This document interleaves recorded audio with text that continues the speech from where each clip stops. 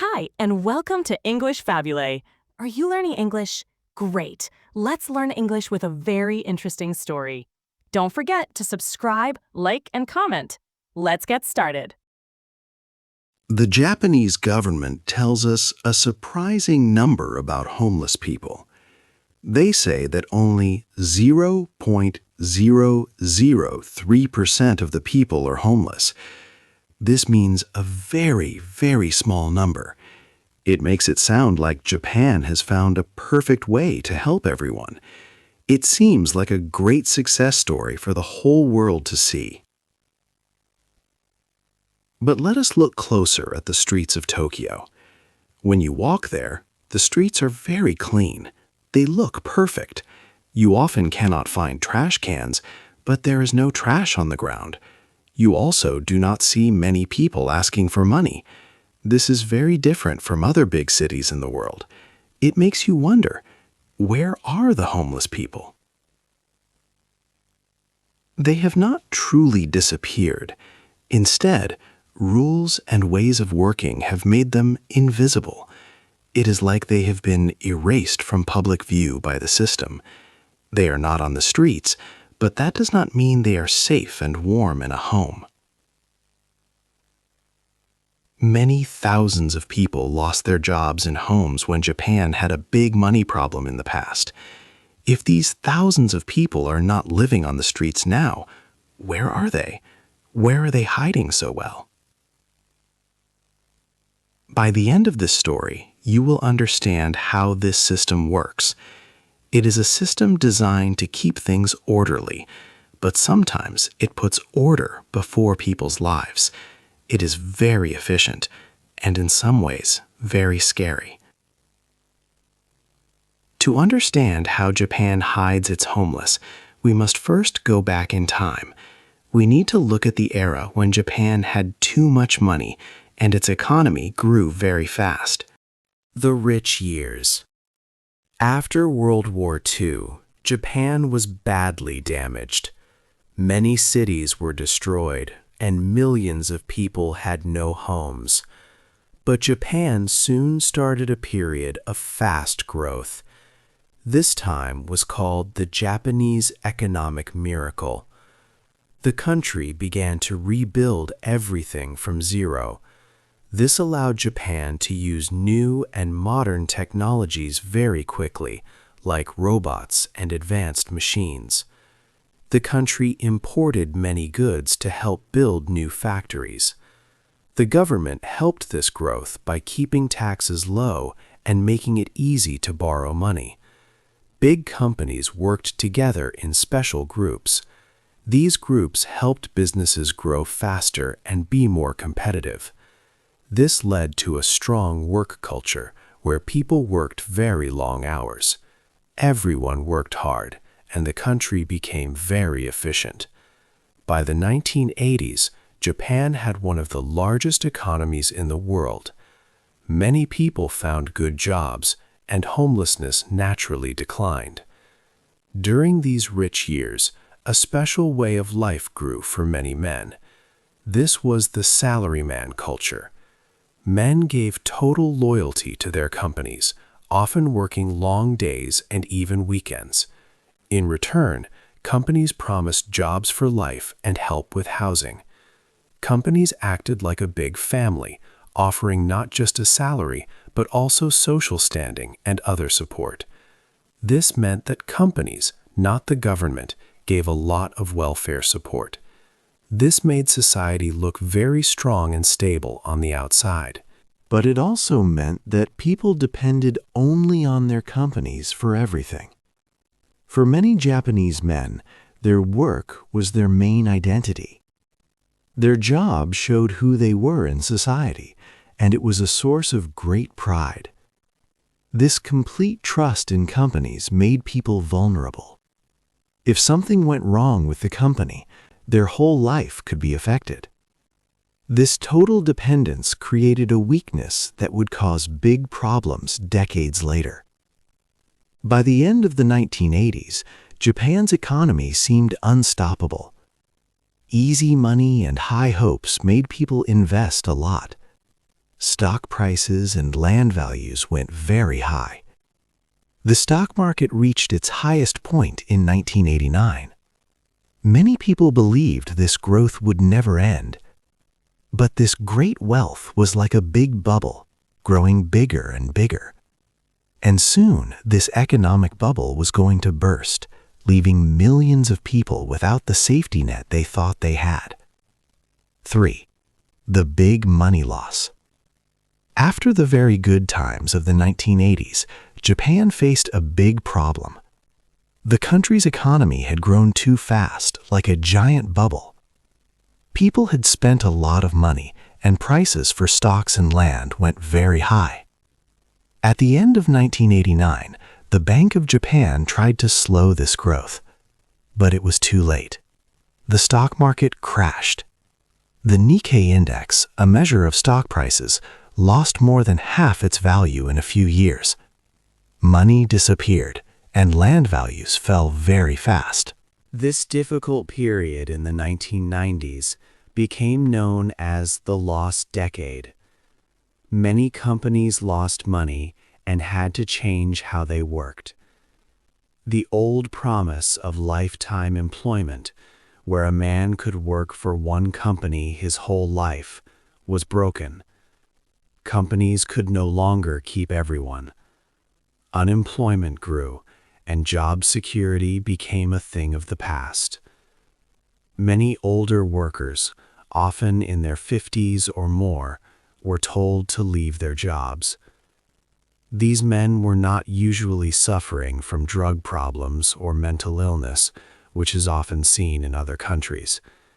They were formerly successful businessmen or salarymen who had simply grown too old for a job market that no longer wanted them. Their lives were built around their work, and now they had nothing. Soon a new sight appeared in Japan's clean cities. In public parks and along riverbeds, groups of blue tents started to grow.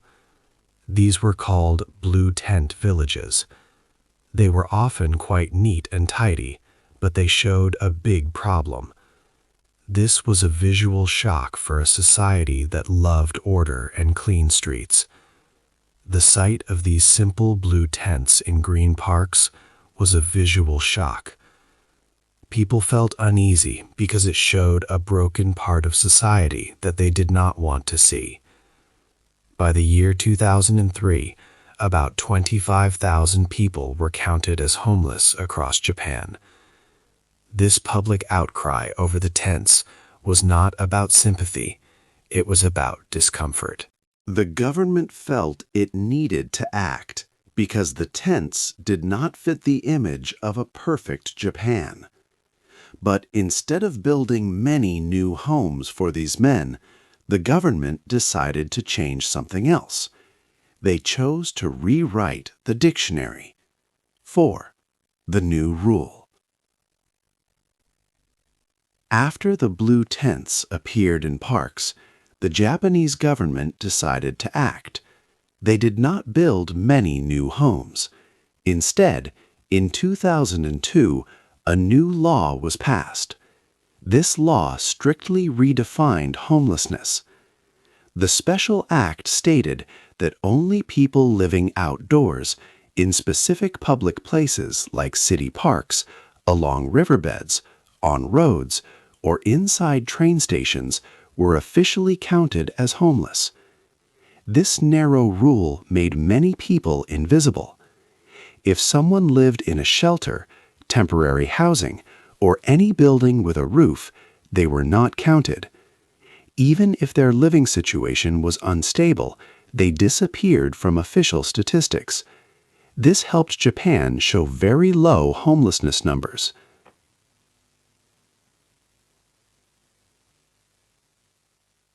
Cities also changed public spaces using ho-style architecture. This means designing elements to stop people from resting there.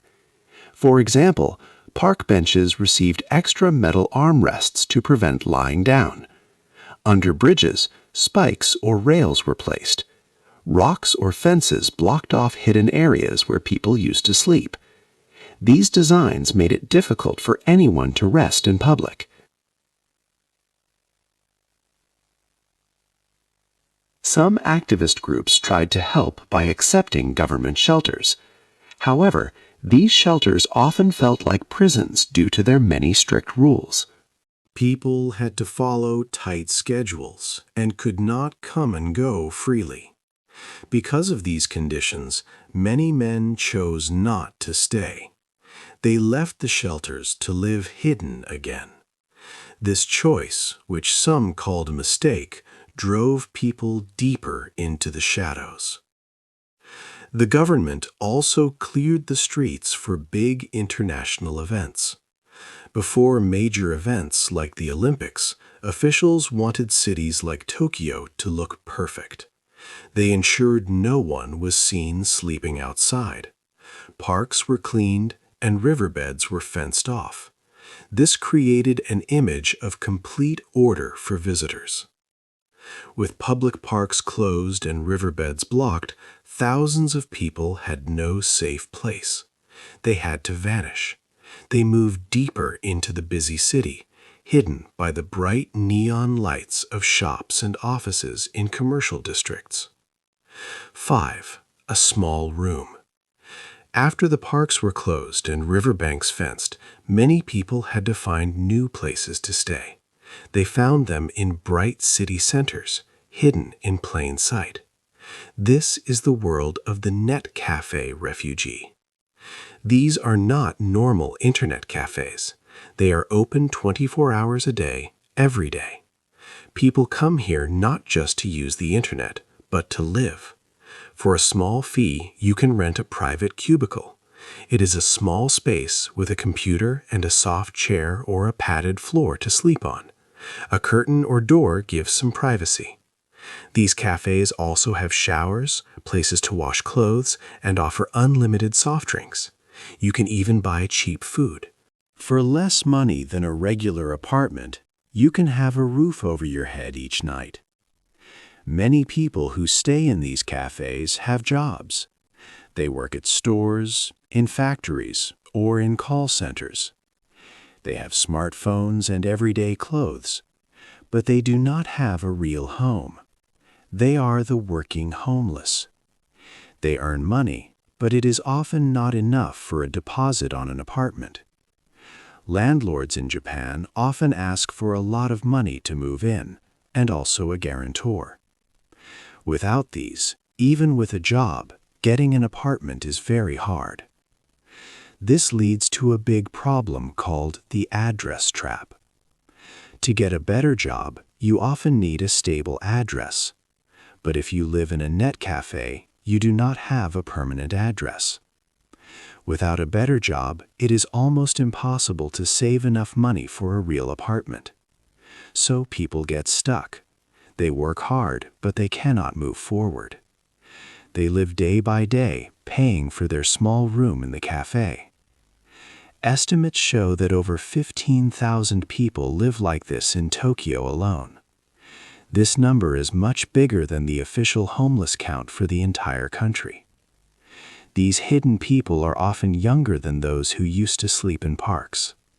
But while these young workers hide in cybercafes, another group of people faces an even stricter system.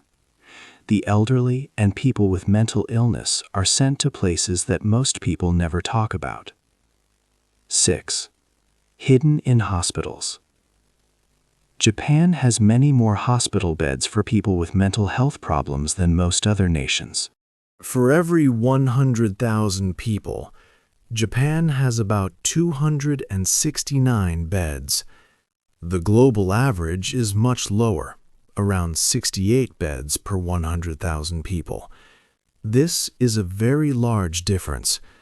This means that many people who might struggle in daily life are kept in hospitals.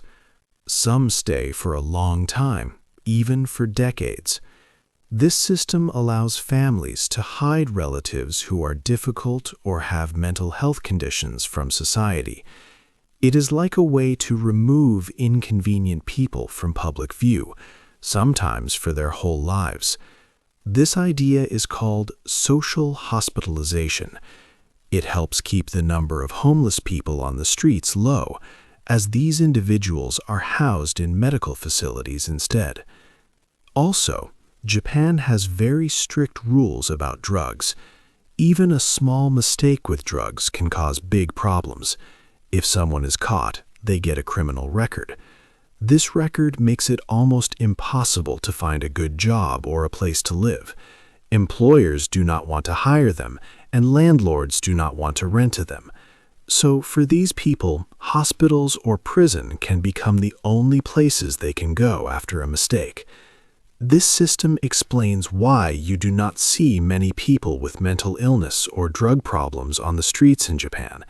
In many other countries, these people are often visible, living without a home, but in Japan, they are hidden in hospitals or held in prisons.